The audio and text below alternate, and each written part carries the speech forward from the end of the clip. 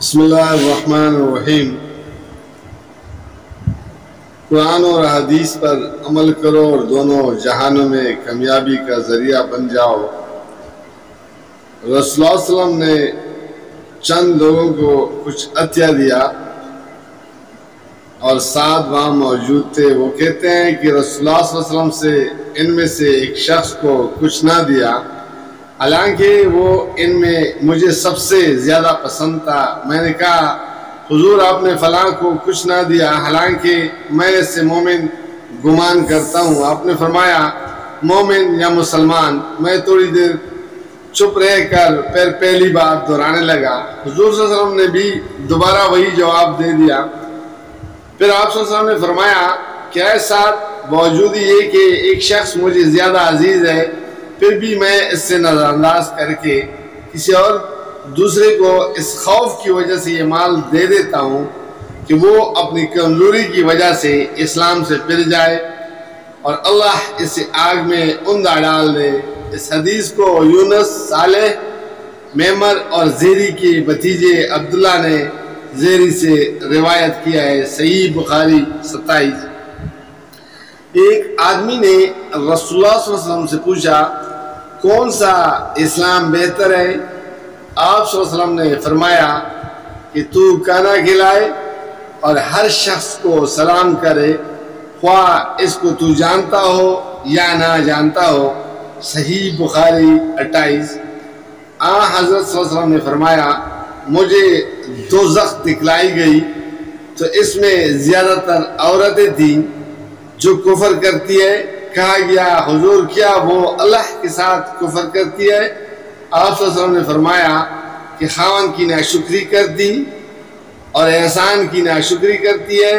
اگر تم عمر بھر ان میں سے کسی کے ساتھ احسان کرتے رہو، پھر تمہاری طرف سے کبھی کوئی ان کے خیال میں ناگواری کی بات ہو جائے تو فوراً کہہ اٹھے گی کہ میں نے کبھی بھی تجھ سے کوئی بلائی نہیں دیکھی۔ صحیح بخاری 29۔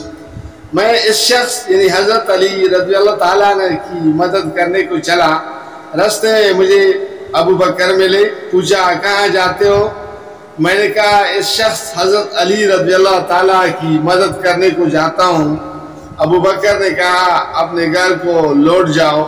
میں نے حضرت صلی اللہ علیہ وسلم سے سنا، آپ فرماتے تھے جب دو مسلمان اپنی تلواریں لے کر بڑھ جائیں تو قاتل اور مقتول دونوں دوزخی ہیں۔ میں نے عرض کیا یا رسول اللہ قاتل تو خیر ضرور دوزخی ہونا چاہیے، مقتول کیوں؟ فرمایا وہ بھی اپنے ساتھی کو مار ڈالنے کی حرص رکھتا تھا، موقع پاتا تو وہ اسے ضرور قتل کر دیتا، دل کے عزم سمیم پر وہ دوزخی ہوا۔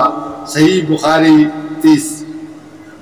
میں ابو ذر سے ربضہ میں ملا، وہ ایک جوڑا پہنے ہوئے تھا اور ان کا غلام بھی جوڑا پہنے ہوئے تھا۔ میں نے اس کا سبب دریافت کیا تو کہنے لگا کہ میں نے ایک شخص یعنی غلام کو برا بلا کہا تھا، وہ اس کی ماں کی غیرت دلائی یعنی گالی دی، تو رسول اللہ صلی اللہ علیہ وسلم نے یہ معلوم کر کے مجھ سے فرمایا اے ابو ذر تو نے اسے ماں کے نام سے غیرت دلائی ہے، بے شک تجھ میں ابھی بھی کچھ زمانہ جاہلیت کے اثر باقی ہیں۔ یاد رکھو ماتحت لوگ تمہارے بھائی ہیں، اللہ نے اپنی کسی مصلحت کی بنا پر انہیں تمہارے قبضے میں دے رکھا ہے، تو جس کی ماتحت اس کا کوئی بھائی ہو تو اس کو بھی وہی کھلائے جو آپ کھاتا ہو اور وہی کپڑا اسے پہنائے جو آپ پہنتا ہے، اور ان کو اتنے کام کی تکلیف نہ دو کہ ان کے لیے مشکل ہو جائے۔ اگر کوئی سخت کام ڈالو تو تم خود بھی ان کی مدد کرو۔ صحیح بخاری 31۔ جب سورہ انعام کی یہ آیت اتری، جو لوگ ایمان لائے اور انہوں نے اپنے ایمان میں گناہ کی آمیزش نہیں کی، تو آپ صلی اللہ علیہ وسلم کے اصحاب نے کہا یا رسول اللہ یہ تو بہت ہی مشکل ہے، ہم میں کون ایسا ہے جس نے گناہ نہ کیا؟ تب اللہ پاک نے سورہ لقمان کی یہ آیت اتاری کہ بے شک شرک بڑا ظلم ہے۔ صحیح بخاری 32۔ آپ صلی اللہ علیہ وسلم نے فرمایا منافق کی علامتیں 3 ہیں، جب بات کرے جھوٹ بولے، جب وعدہ کرے اس کے خلاف کرے، اور جب اس کو امین بنایا جائے تو خیانت کرے۔ صحیح بخاری 33۔ جزاک اللہ، فی امان اللہ۔